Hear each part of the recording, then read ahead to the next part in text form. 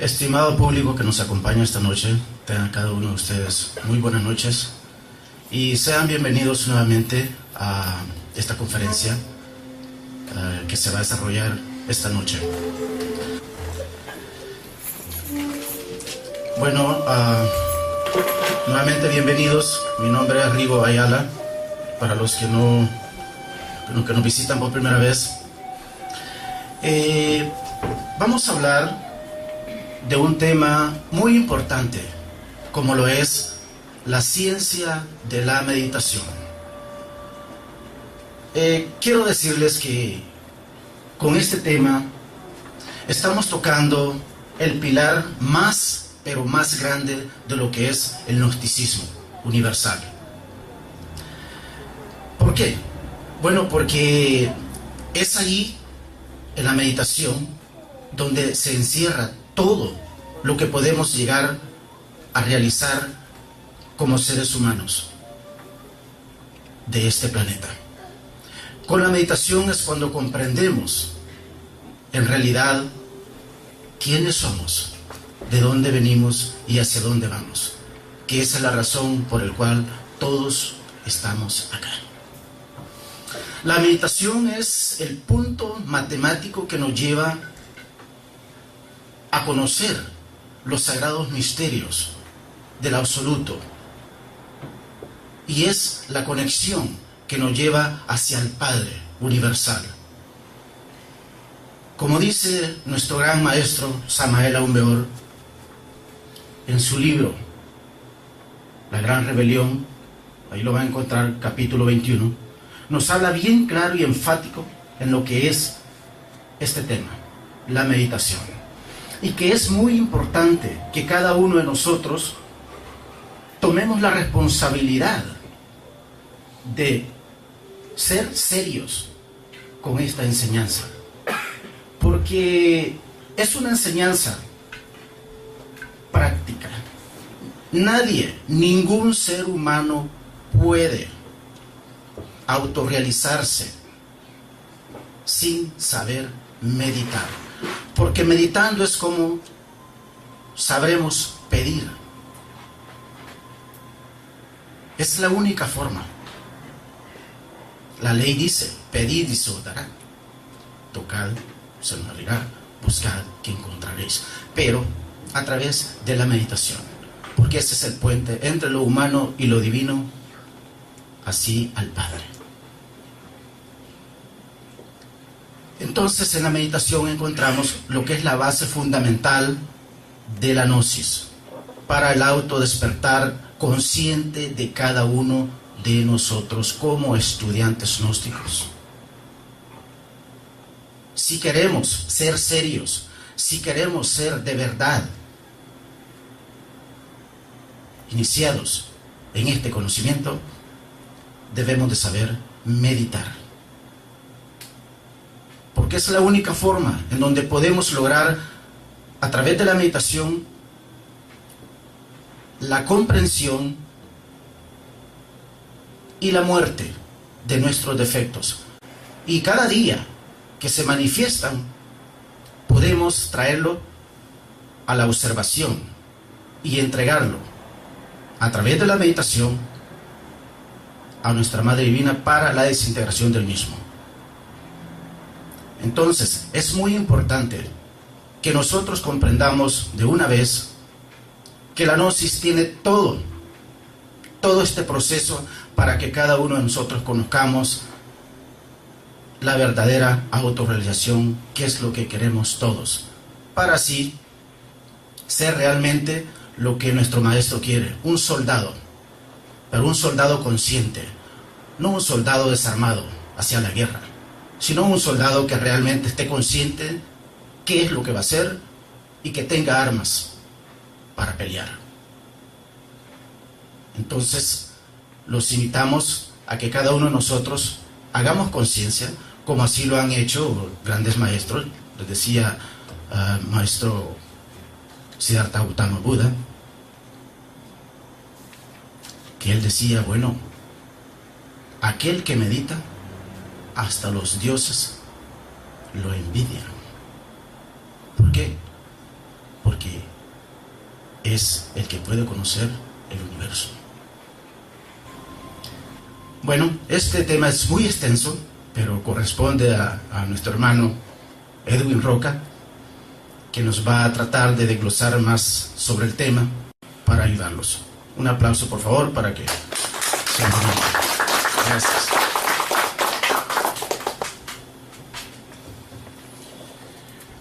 Muy buenas noches, estimado público. Sean bienvenidos a esta sala de conferencias gnósticas. Hoy vamos a tocar un tema que es bastante importante dentro de lo que es el pensamiento gnóstico, pues es la clave fundamental para el desarrollo espiritual dentro de este conocimiento. El tema que vamos a desarrollar hoy se llama la ciencia de la meditación. Cuando nosotros hablamos de la ciencia de la meditación, tenemos que hacer una reflexión profunda sobre lo que es una técnica que sirve para lo que es el desarrollo de la mente. El maestro Samael, dentro de la literatura, nos dejó una sentencia escrita y nos dijo de que la meditación es el pan del sabio. Es decir, que si nosotros nos sometemos arduamente a trabajar dentro de lo que es el conocimiento gnóstico, estamos en calidad de desarrollar sabiduría. Pero, ¿qué tipo de sabiduría es la que nosotros vamos a adquirir? Es la pregunta. Pues bien, este tipo de sabiduría es la sabiduría del conocimiento esotérico que nosotros, cada vez que nos reunimos a platicar aquí, lo dialogamos en diferentes términos. Primero, antes que nada, debemos de decir de que meditación, en un stricto sensus, viene del latín meditatio, que quiere decir ejercicio. Y realmente cuando hablamos de ejercicio, estamos hablando de ejercitar la mente para alcanzar ese desarrollo espiritual que el maestro Samael Aun Weor le llamó sabiduría. Pero hablando de una forma más profunda, el término de meditación parece venir de dos palabras esenciales que son medium, stare, que traducido quiere decir estar en medio. Es decir, esta técnica lo que busca es establecer un equilibrio, un balance dentro de lo que es nuestro cuerpo físico y lo que es nuestro espíritu. Cuando nosotros empezamos a hablar de la ciencia de la meditación, tenemos que empezar a hacer un enfoque de lo que es la doctrina de la Ashtanga Yoga, que es una yoga que está contenida dentro de los libros de Patanjali y se le llama Patanjali Sutra. Sutra quiere decir libro. Ahí se habla de una doctrina que se le conoce como el Ashtanga Yoga, porque traducido Ashta quiere decir 8 y Anga quiere decir pasos. O sea, estamos hablando de 8 pasos que constituyen la base fundamental para empezar a desarrollar la ciencia de la meditación.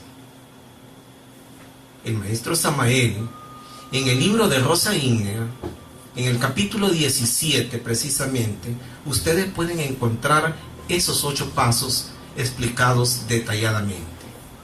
Y que hoy, prácticamente en esta conferencia, vamos a tratar de dar una explicación extra que pueda ayudarles a complementar el conocimiento con esa doctrina que está contenida en el libro de Rosa Ígnea. Pues bien, para hablar de los 8 pasos del yoga, tenemos que empezar a hablar primero de un aspecto que se le conoce con el nombre de yama, que traducido pues podría ser como austeridades. Y estas llamas consisten en ciertas disciplinas a las que uno se tiene que sujetar para realizar cambios estructurales en la vida. Las llamas, dentro de lo que es los 8 pasos de Patanjali, son 5. En otras doctrinas se conocen como 10, y hay quienes ponen hasta más de 10, pero realmente nosotros vamos a basar las llamas en base a lo que es la Sutra de Patanjali, también en relación a lo que es la enseñanza esotérica gnóstica.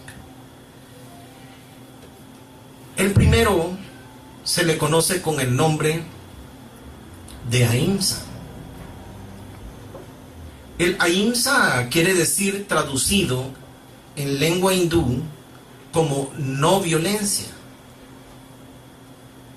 Realmente, la disciplina que se trata de imponer aquí es que al hombre se le prohíbe totalmente realizar todo tipo de violencia cuando se empieza a sujetar a estas doctrinas. También es prohibido quitarle la vida a otra persona, y entonces en eso consiste esta regla número 1. Nosotros no podemos quitarle la vida a ningún ser humano ni a ningún ser vivo. Debemos de aprender también a respetar la naturaleza, los animales, las plantas. Entonces, cuando nosotros empezamos a respetar con nuestra mente todos estos aspectos, caemos en lo que le conocemos con el nombre de Ahimsa. Después viene el segundo paso de la llama, que se le conoce con el nombre de Satyam.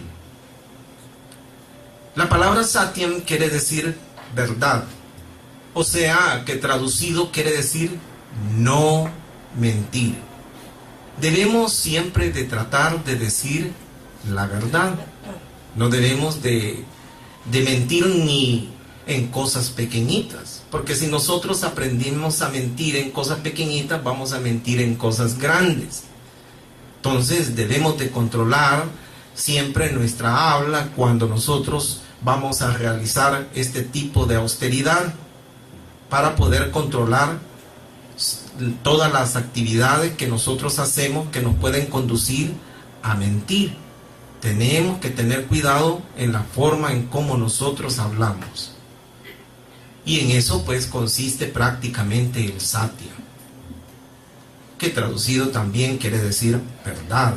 Hay que decir siempre la verdad. Eso es el segundo aspecto del Yama. El tercer aspecto del Yama lo constituye el Asteya, que quiere decir no robar. Debemos de aprender a respetar todos los bienes personales y también los bienes de los demás. No debemos de ser abusivos con las demás personas. Debemos de reconocer los límites que nosotros tenemos con las demás personas y no tratar de sobrepasar esos límites. Porque cuando nosotros sobrepasamos esos límites, estamos robando.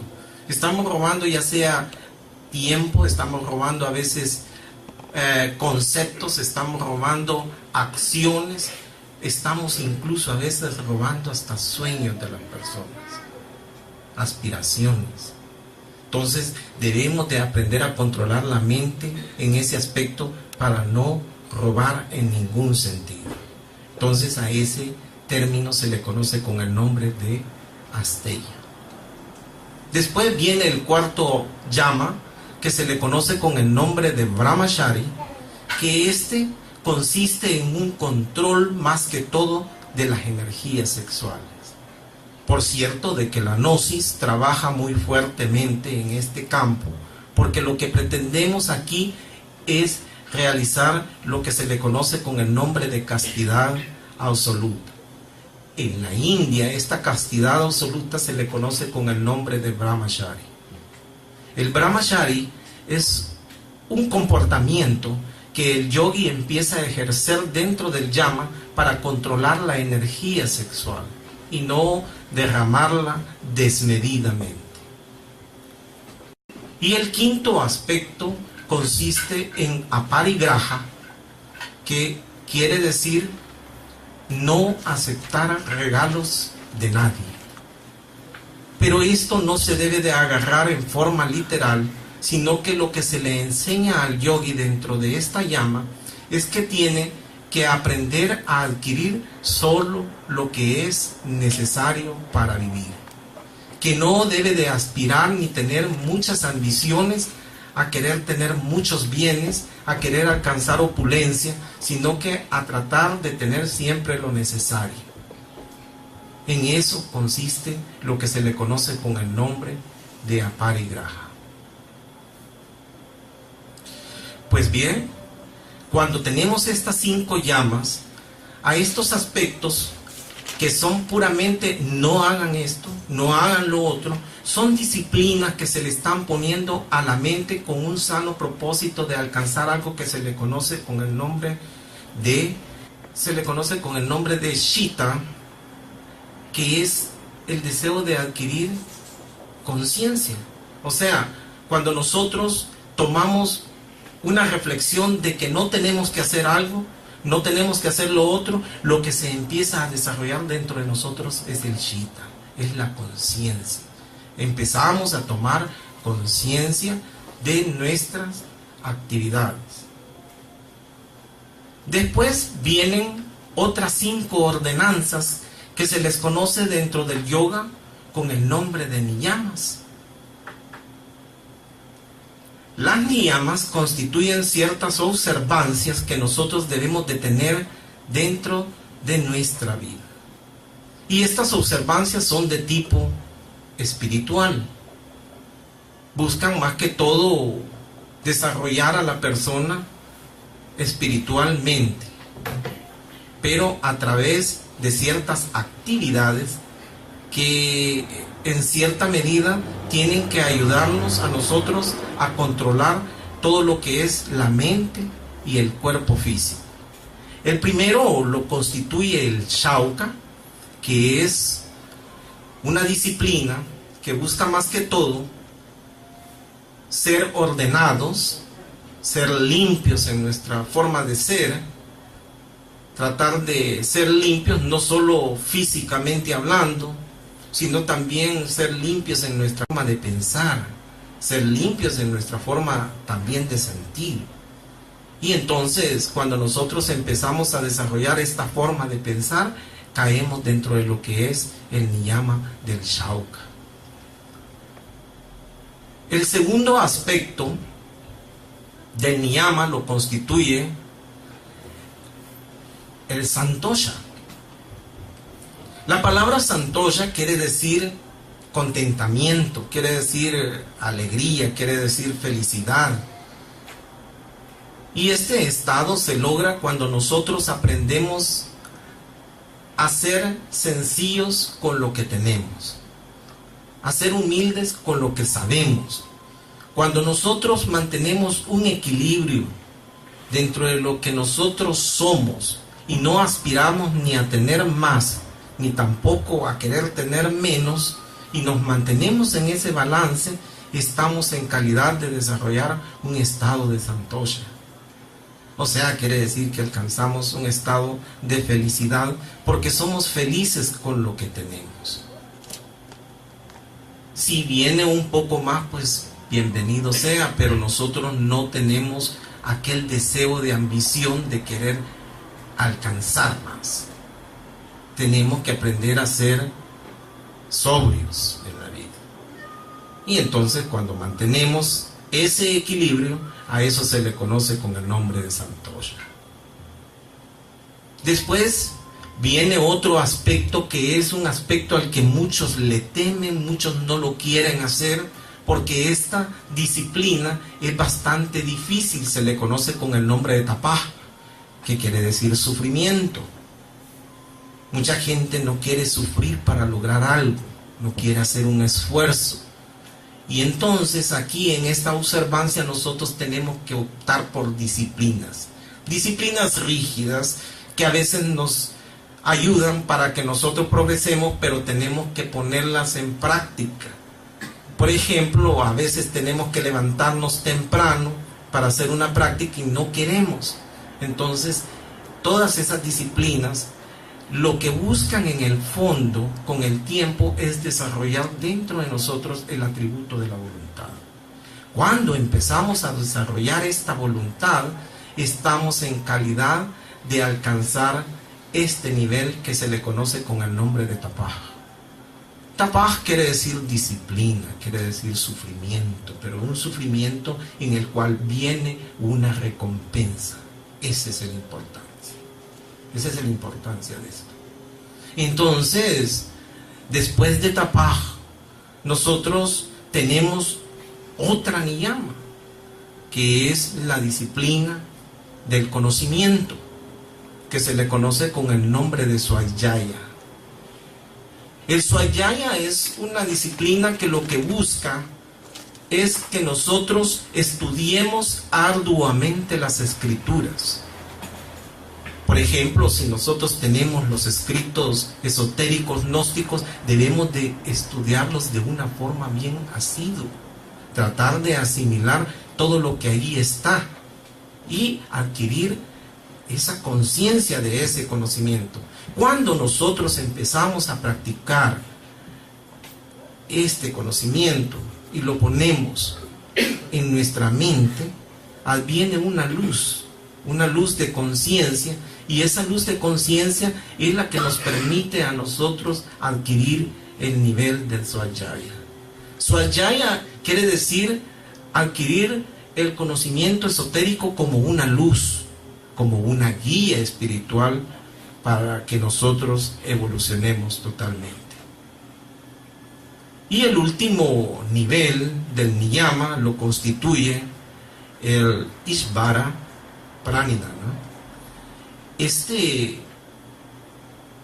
es uno de los elementos quizás que lo consideran más importante dentro de los senderos del yoga. Incluso también nosotros dentro de las escuelas lo consideramos importante, porque nosotros necesitamos vincularnos en cierta medida a fuerzas espirituales, y en este caso pues esa fuerza espiritual que es Dios para ellos se ve identificada bajo el nombre de Ishvara. Entonces Ishvara Pranidhana significa la conexión profunda que nosotros ejercemos con la deidad, es decir, con Dios. Entonces, estos 5 yamas y 5 niyamas constituyen, quizás por decir así, la base fundamental de la disciplina esotérica que nosotros debemos de empezar a poner en práctica cuando vamos a empezar a realizar los ejercicios de meditación. Si nosotros ejercitamos la meditación, pero no buscamos cambiar, no buscamos realizar un cambio espiritual en nosotros, la meditación tiene frutos, pero no son lo suficiente como para poder llegar a un progreso adecuado. Después de estas 5 yamas y 5 niyamas viene otro aspecto bien importante dentro de la meditación que se le conoce con el nombre de asana. La palabra asana quiere decir postura, y siempre antes de empezar a meditar nosotros debemos de optar por una postura que resulte bastante cómoda, una postura que no nos mantenga a nosotros incómodos, porque el propósito dentro de la meditación es mantener esa postura por un determinado tiempo. Y si nosotros optamos por una postura que es bastante incómoda, el resultado sería de que cuando nosotros nos sintamos incómodos nos vamos a empezar a mover y perdemos el control sobre lo que es el cuerpo físico. Otro aspecto que entra dentro de lo que es la asana es la forma de vestir. Debemos de usar vestiduras que resulten un poco frescas y cómodas, porque si tenemos ropas bien ajustadas, la sangre no corre totalmente, y entonces tenemos problemas para poder meditar. También se siente incomodidad si nosotros tenemos ropas que están muy ajustadas, entonces debemos de usar ropas bastante flojas y cómodas. Entonces la asana uno la elige.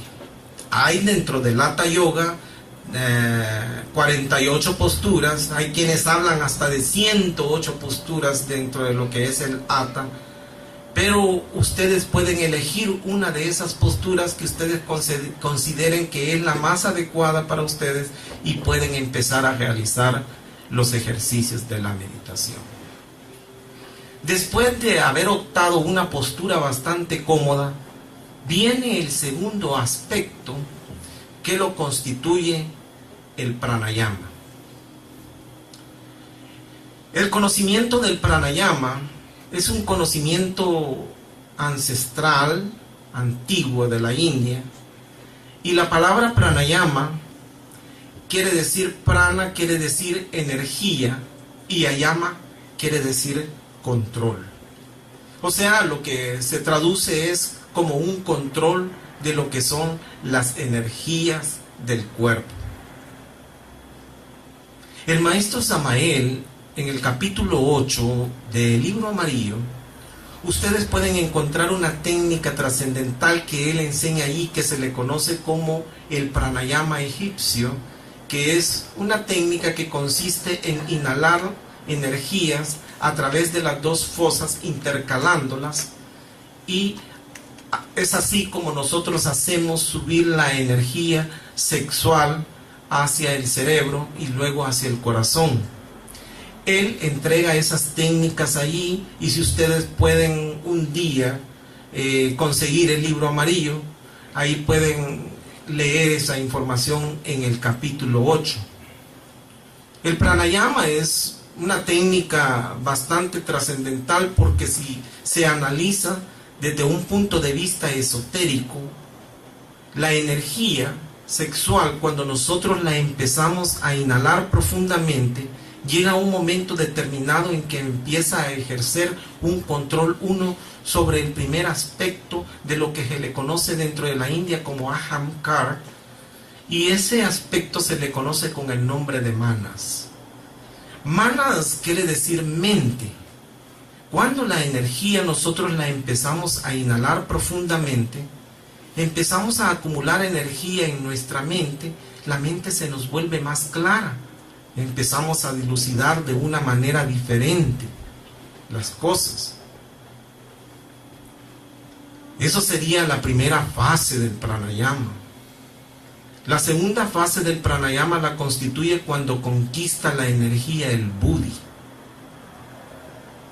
Cuando esto sucede, nosotros aprendemos a discriminar y hacer diferencias entre lo que es bueno y lo que es malo.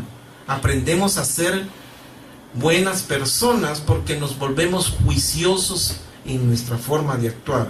Sabemos establecer un juicio correctamente, y cuando nosotros aprendemos a manejar la mente en ese campo es porque hemos aprendido a gobernar el prana en la parte del buddhi. Y así sucesivamente, cuando la energía va aumentando de nivel dentro de lo que es el cuerpo del hombre y llega al tercer nivel, que es el nivel de la conciencia, esta energía ya no simplemente se vuelve una energía que sabe aclararse, ni tampoco sabe discriminar correctamente, sino que alcanza un nivel de luz trascendental que se transforma en estados de conciencia dentro de nosotros. Y entonces el pranayama, la energía del pranayama convertida en luz, nos ayuda a ir desarrollando estados conscientivos que nos permiten ver la vida de diferente modo.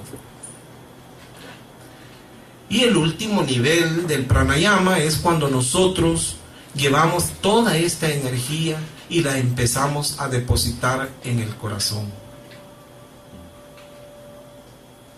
Cuando la energía se deposita en la conciencia, se le conoce con el nombre de Chitta. Porque Chitta quiere decir conciencia en India, ya lo dijimos cuando comenzamos esta conferencia. Pero también Cuando ya esta conciencia se va acumulando demasiada y se deposita en el corazón, se convierte entonces en algo que se le llama ahamkara. Ahamkara es una expresión que existe en India para decir yo. Pero este yo no es el yo psicológico que es resultado de los defectos, sino que es un yo energético, esencial, con mente, con inteligencia, y con esencia. Y estamos hablando prácticamente del desarrollo del yo como ser. Entonces, esta es la parte que constituye, digamos, el desarrollo de las energías del pranayama a través de esos 4 aspectos. El propósito de la gnosis, cuando nosotros empezamos a practicar la ciencia de la respiración, es acumular energías sexuales que se transforman en energías divinales, y estas energías divinales van ayudando a que estos 4 aspectos se purifiquen y alcancen un nivel más elevado. Cuando hemos trabajado en esta situación de las energías, entramos al otro aspecto de la meditación. Ese aspecto de la meditación lo constituye lo que nosotros le conocemos con el nombre de pratyahara.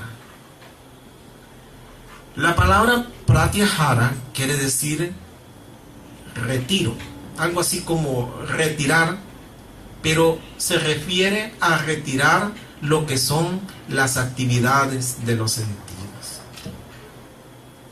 Cuando nosotros empezamos a trabajar en el pratyahara, tenemos que entender que los sentidos son malos testigos para los hombres. Casi siempre cuando nosotros empezamos a analizar todo en base a los sentidos, nos equivocamos. Pero esta forma en que los pensamientos entran a través de los sentidos tienen un proceso. Y ese proceso es el que nosotros vamos a explicar ahorita cómo es que se da. Primero es que nosotros tenemos como sujetos una relación con objetos, es decir, con todo lo que nos rodea externamente. Nosotros vivimos en un plano físico en el cual tenemos un contacto con la realidad a través de todos los objetos que nos rodean. Y el nivel primero que se sucede cuando existe esta conexión entre sujeto y objeto lo constituye el nivel de la percepción. Lo primero que nosotros empezamos a hacer es a visualizar todo lo que nos rodea. Cuando ya tenemos claro todo lo que hemos visto alrededor, ingresa a nuestro pensamiento y se convierten en ideas. Cuando están estas ideas morando en nuestro pensamiento, luego nos sale la tercera cualidad que nosotros tenemos en relación a los objetos, y es que adquirimos la fase del sentimiento. O bien lo queremos o bien lo rechazamos. Aparece la fase de aceptación o rechazo que tiene que ver con la parte del sentimiento. Y por último viene una etapa que es la etapa, podríamos decir, predictiva. La etapa más profunda quizás de nuestra forma de ser, que es la donde nosotros rodeamos el objeto de cierto, podríamos decir, de cierto poder energético, en el cual nosotros consideramos que ese aspecto nos va a dar un desplazamiento a través del tiempo, y creamos la parte que es la parte intuitiva, donde le creemos o suponemos en base a ese objeto. Y esas suposiciones y esas creencias muchas veces son correctas, muchas veces son incorrectas, pero por lo regular es como cuando nosotros establecemos una predicción en base al objeto. Y esa predicción es la intuición de la que nosotros rodeamos al objeto de una forma energética. Como cuando nosotros pensamos que un objeto nos va a durar para 3 años o nos va a durar para toda la vida.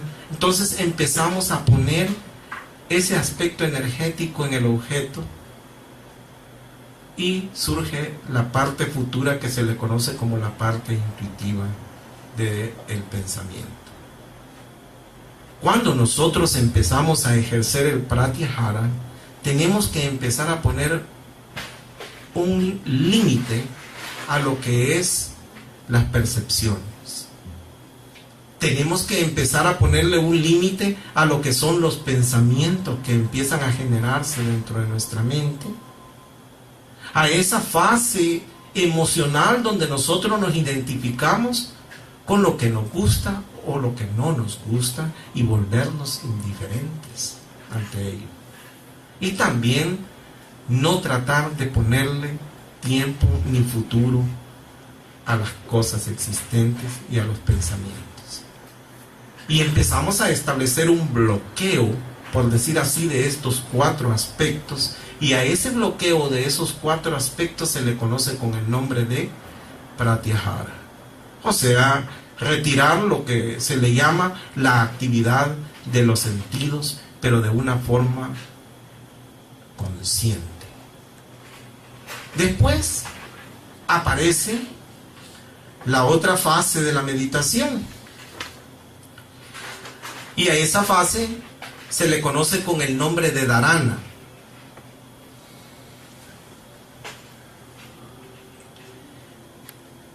El dharana se traduce como concentración. Cuando hablamos de dharana como concentración, estamos hablando de 2 grandes aspectos que nosotros tenemos dentro de nuestra mente. Del aspecto que se le conoce con el nombre de consciente y del aspecto que se le conoce como subconsciente. Y estos 2 aspectos nosotros debemos de aprenderlos a controlar de una forma inteligente, por decir así. Pero para establecer esa forma inteligente nosotros necesitamos establecer un ejercicio de concentración. Y ese ejercicio de concentración está basado precisamente en 3 formas. La primera forma del ejercicio de concentración lo constituye cuando nosotros tratamos de visualizar un objeto. Primero podemos visualizar un punto determinado, un pedacito de madera, podemos visualizar una perilla de color, pero debemos de tratar de poner la mente en solo un punto determinado que resulta ser un objeto que nosotros elegimos. Ese punto, ese objeto que nosotros elegimos se le conoce como la concentración en un objeto determinado. Y esto lo estamos ejecutando por largo tiempo. Empezamos a hacerlo cuando ya tenemos un dominio profundo dentro de lo que es la concentración en ese solo punto, en ese solo objeto. Pasamos al segundo nivel de lo que es la concentración. Ese segundo nivel de la concentración es cuando nosotros abandonamos la idea del objeto. El objeto desaparece de la mente y entonces se trata de llevar el objeto nada más visual hacia adentro y desaparece de la parte externa. Simplemente se trata de mantener en una forma visual en la parte interna. A eso se le conoce como la concentración sin objeto. Estamos meditando en el objeto, pero ya el objeto ya no existe externamente. sino que existe nada más como energía internamente. Por eso también ahí se habla de ya una concentración interna. Y la primera se le define como una concentración externa. Cuando hemos alcanzado el nivel equilibrado de mantener por largo tiempo esa meditación sin objeto, entonces la concentración pasa a un tercer nivel. Y ese tercer nivel es el más importante de todos, porque desaparece el objeto, ya no existe ni externamente, ya no existe internamente, pero queda nada más dentro de nuestra mente, algo que se le conoce como un reposo de la mente. Cuando estamos en este tercer nivel, empezamos a sentir una quietud mental. Quietud porque no existe una serie de pensamientos que estén ingresando, porque ya hemos aprendido a gobernar la parte del pratyahara. Y la otra, hemos abandonado totalmente lo que es la concentración externa e interna. Y hemos caído en lo que se establece como lo que nosotros le llamamos el reposo de la mente. Hasta este nivel se le conoce a eso con el nombre de dharana, que traducido quiere decir como concentración ya, pero concentración perfecta. Cuando se está dando esta concentración perfecta, hay lapsos de tiempo que se suceden. Por ejemplo, nosotros tenemos un lapso que puede durar 10 minutos. Hay otro lapso que puede durar media hora. Otros pueden durar hasta indefinidamente. La capacidad de mantener este nivel de concentración, ya sea por corto tiempo, ya sea por un tiempo intermedio o indefinidamente, a eso se le conoce con el nombre de dhyana. Dhyana quiere decir meditación. Cuando nosotros ejercemos una concentración perfecta, hemos alcanzado la meditación correcta. Y esa meditación correcta, el deber de nosotros es tratar de mantenerla por, si es posible, de una forma indefinida. Si no podemos, pues al menos un determinado lapso de tiempo. ¿Qué sucede dentro de todo este desarrollo dentro de la meditación? Es que cuando nosotros empezamos a trabajar en este campo, casi siempre empieza la mente a ejercer un descontrol físico. Al comienzo de todo lo que es la meditación nos cuesta mantener la mente en un solo punto. Fijarla en un solo punto es una tarea bastante difícil. También bloquear los pensamientos resulta bastante difícil.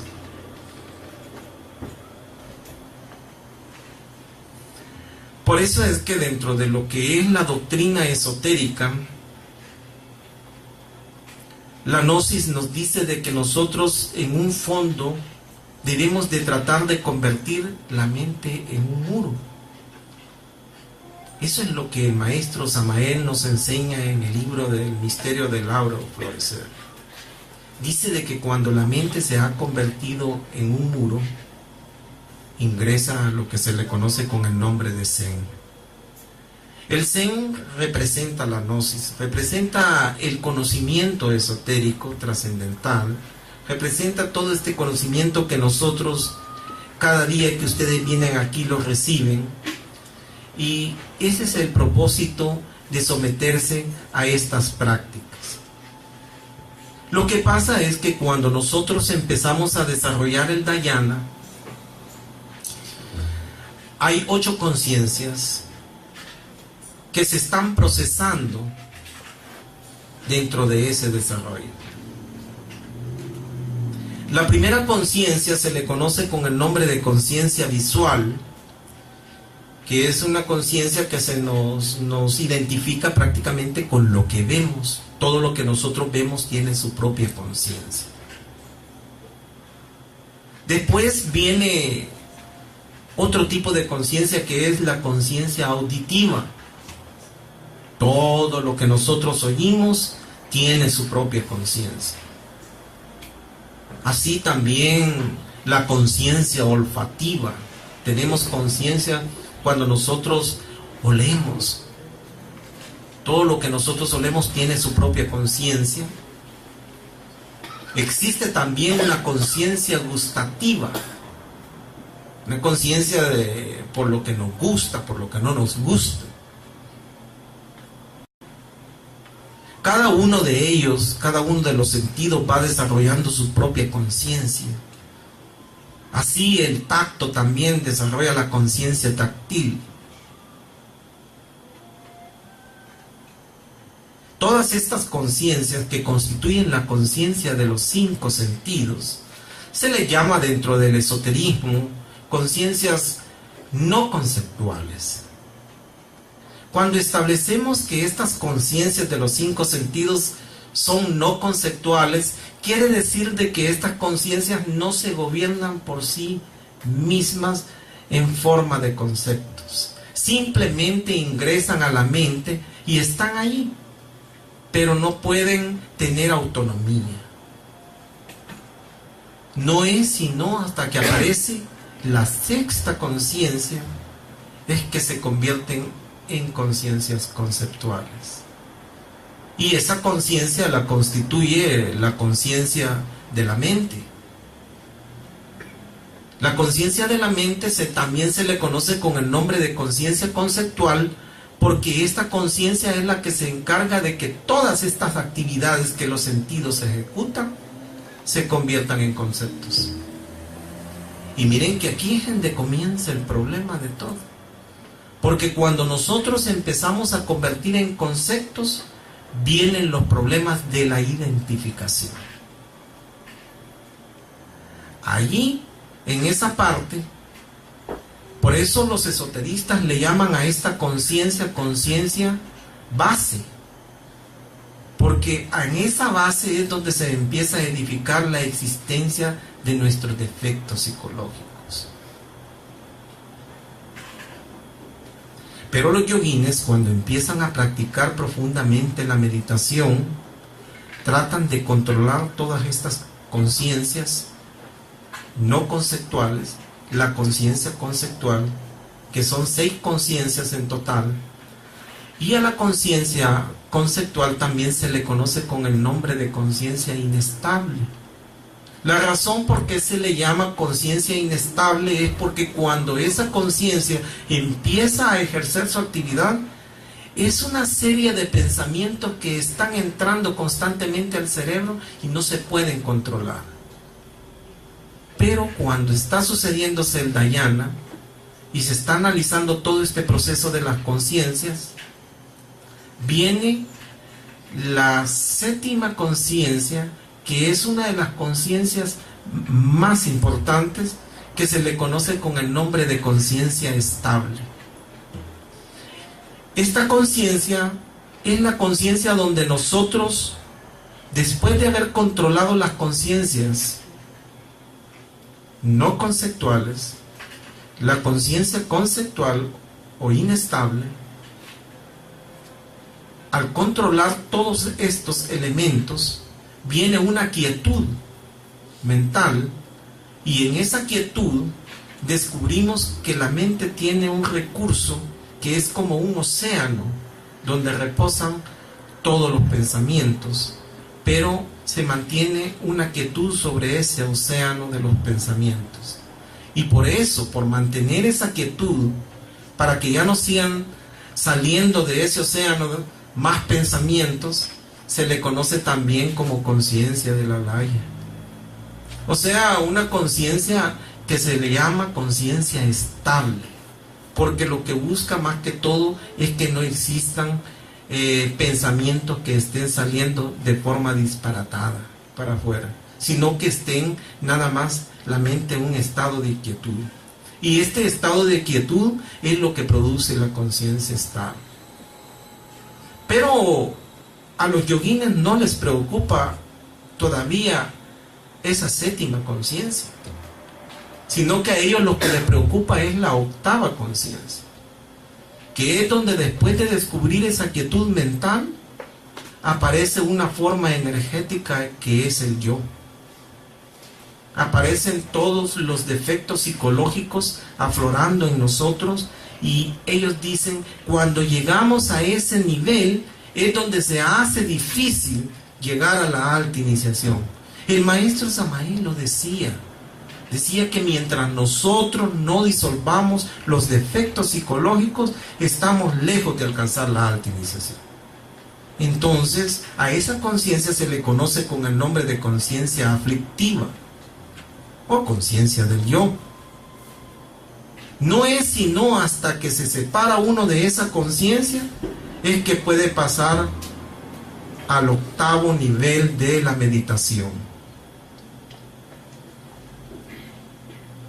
Ese nivel se le conoce con el nombre de Samadhi. El Samadhi es un estado de elevación espiritual que consiste en haber superado los 8 niveles que tiene la conciencia y haber objetivado realmente en lo que es la muerte mística.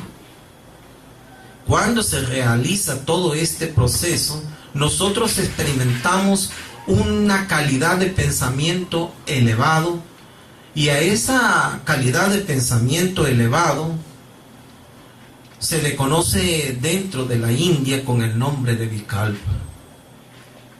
Cuando nosotros hablamos de Vikalpa, estamos hablando de lo que son las ideas, de lo que son los pensamientos.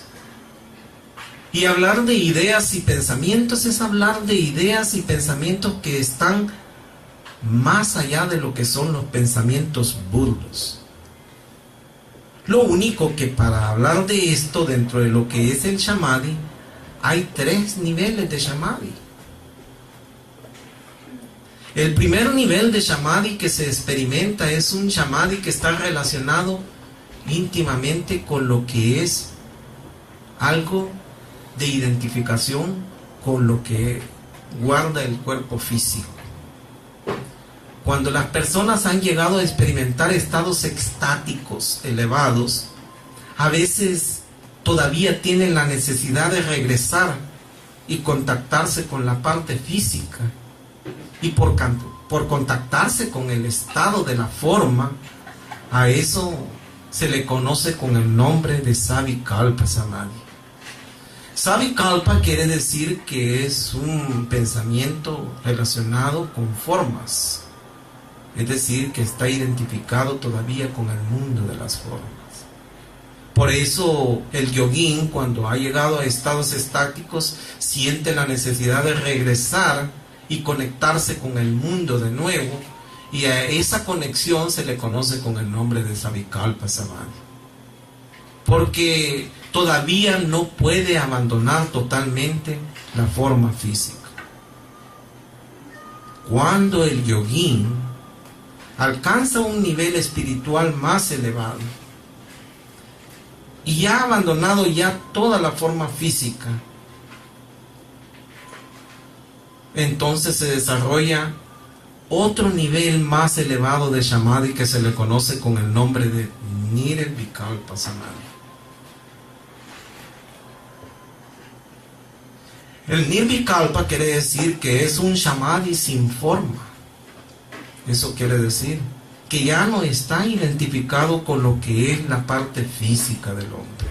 Ha abandonado todas las formas burdas de la materia y pues está conectado íntimamente con la divinidad. Algunos yoguines han tratado de establecer diferencia entre lo que es Savikalpa y Nirvikalpa Samadhi, y dicen de que hay entre medio de ellos un tipo de Samadhi que no es ni Savikalpa ni es Nirvikalpa. Y ellos lo definen como Sahaya Samadhi, Y ellos dicen que este Samadhi es una especie de Samadhi que ellos le conocen con el nombre de Jiva Mukti, Samadhi. O sea que ellos dicen que en la medida en que un yogín se ha liberado y ha alcanzado un nivel bastante espiritual profundo y cae en estados estáticos temporales, lógicamente se ha conectado a lo que es Sahaya Samadhi. Pero no está ni en lo que es Savikalpa, ni tampoco está en lo que es Nirvikalpa. El propósito de nosotros los gnósticos es llegar a alcanzar un Nirvikalpa Samadhi. Por eso es que nosotros estudiamos profundamente la ciencia de la meditación.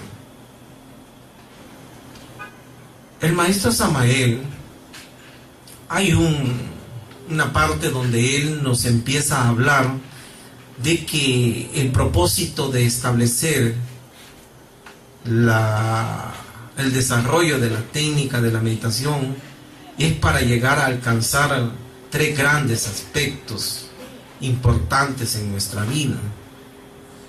El primero lo constituye la imaginación.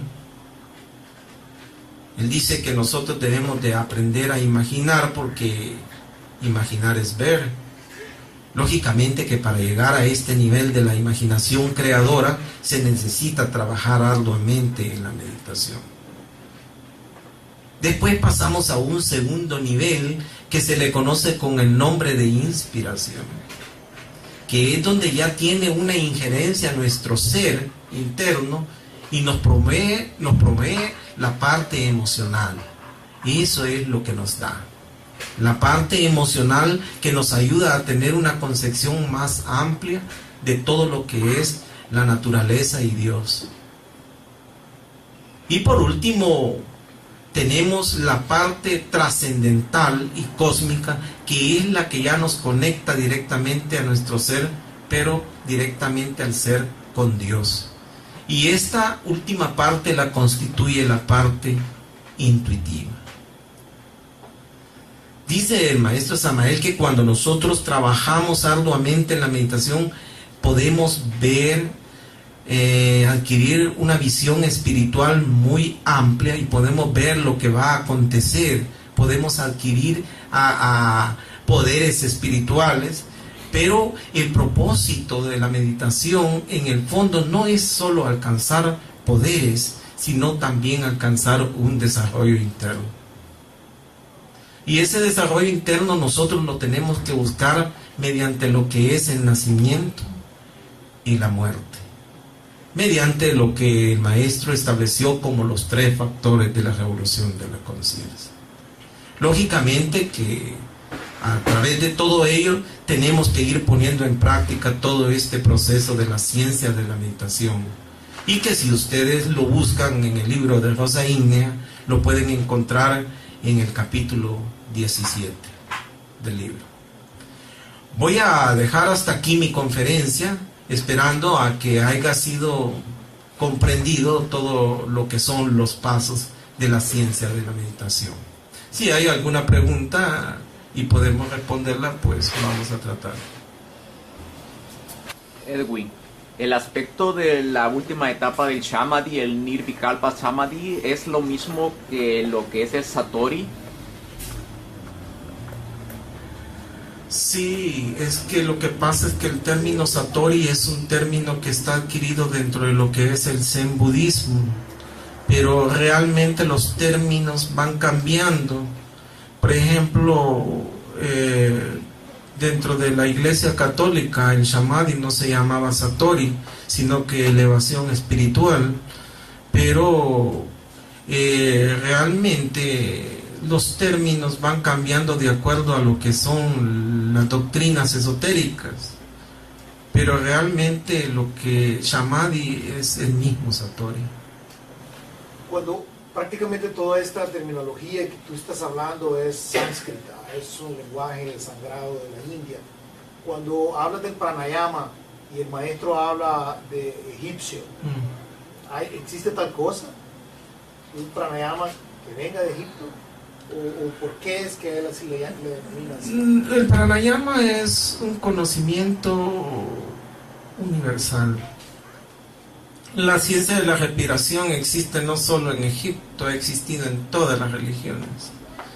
Lo que pasa es que el maestro Samael habla de este pranayama como pranayama egipcio porque hay muchas técnicas que supuestamente estuvieron en manos de la India, ¿va? Pero este conocimiento, como es milenario, viene de diferentes culturas y todas han intercambiado al unísono todos estos conocimientos.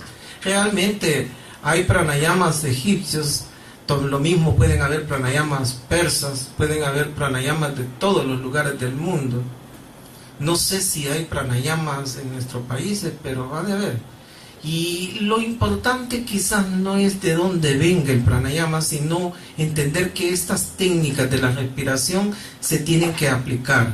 Y el propósito del pranayama es retener la energía a toda costa.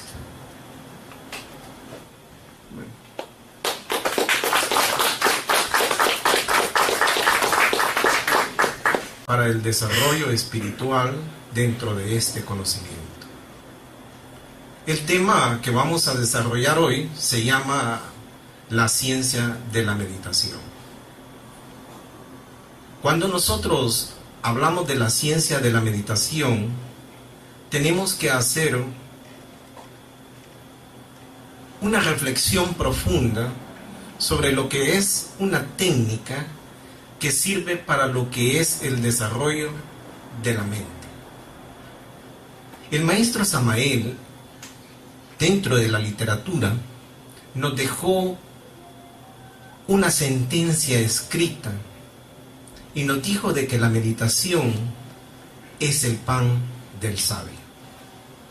Es decir, que si nosotros nos sometemos arduamente a trabajar dentro de lo que es el conocimiento gnóstico, estamos en calidad de desarrollar sabiduría. Pero, ¿qué tipo de sabiduría es la que nosotros vamos a adquirir? Es la pregunta. Pues bien, este tipo de sabiduría es la sabiduría del conocimiento esotérico que nosotros, cada vez que nos reunimos a platicar aquí, lo dialogamos en diferentes términos. La meditación es el punto matemático que nos lleva a conocer los sagrados misterios del absoluto, y es la conexión que nos lleva hacia el Padre universal. Como dice nuestro gran maestro Samael Aun Weor en su libro La Gran Rebelión, ahí lo va a encontrar, capítulo 21, nos habla bien claro y enfático en lo que es este tema, la meditación. Y que es muy importante que cada uno de nosotros tomemos la responsabilidad de ser serios con esta enseñanza. Porque es una enseñanza práctica. Nadie, ningún ser humano puede autorrealizarse sin saber meditar, porque meditando es como sabremos pedir. Es la única forma. La ley dice: pedid y se os dará, tocad, se os abrirá, buscad que encontraréis, pero a través de la meditación, porque ese es el puente entre lo humano y lo divino. Así al soldado consciente, no un soldado desarmado hacia la guerra, sino un soldado que realmente esté consciente qué es lo que va a hacer y que tenga armas para pelear. Entonces, los invitamos a que cada uno de nosotros hagamos conciencia, como así lo han hecho grandes maestros. Les decía maestro Siddhartha Gautama Buda, que él decía, bueno, aquel que medita, hasta los dioses lo envidian. ¿Por qué? Porque es el que puede conocer el universo. Bueno, este tema es muy extenso, pero corresponde a nuestro hermano Edwin Roca, que nos va a tratar de desglosar más sobre el tema para ayudarlos. Un aplauso, por favor, para que sean bienvenidos. Gracias.